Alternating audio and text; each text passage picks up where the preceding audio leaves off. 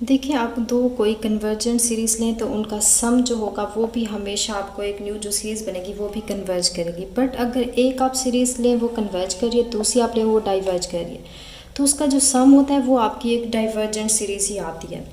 और अगर आप एक कन्वर्जेंट सीरीज़ लें और उसके अंदर कोई कांस्टेंट नंबर मतलब आप मल्टीप्लाई कर दें तो ये कांस्टेंट बाहर आ जाएगा। अगर ये एस को कन्वर्ज करिए तो ये सी एस मतलब वो भी अगेन आपको एक कन्वर्जेंट सीरीज़ ही मिलेगी।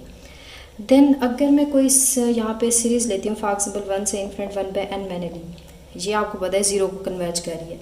अब कोई भी आप कन्वर्जेंट सीरीज़ लें उसमें फाइनाइट नंबर ऑफ टर्म्स आप एडअप करें। इसी के अंदर देखिए मैं 1 बाय एन है, इसी के अंदर मैं 2 एडअप कर दूँ तो ये कन्वर्जेंट है तो कन्वर्जेंट ही रहेगी। अगर कोई सीरीज़ है उसमें कुछ टर्म्स आप एडअप करते हैं या कुछ उसमें से निगलेक्ट करते हैं तो वो अगर डाइवर्जेंट है तो डाइवर्जेंट रहेगी, कन्वर्ज करे तो वो कन्वर्जेंट ही रहेगी। बट जो आपका चेंज आएगा वो सम पे चेंजमेंट आएगी, वो भी कन्वर्जेंस के अंदर।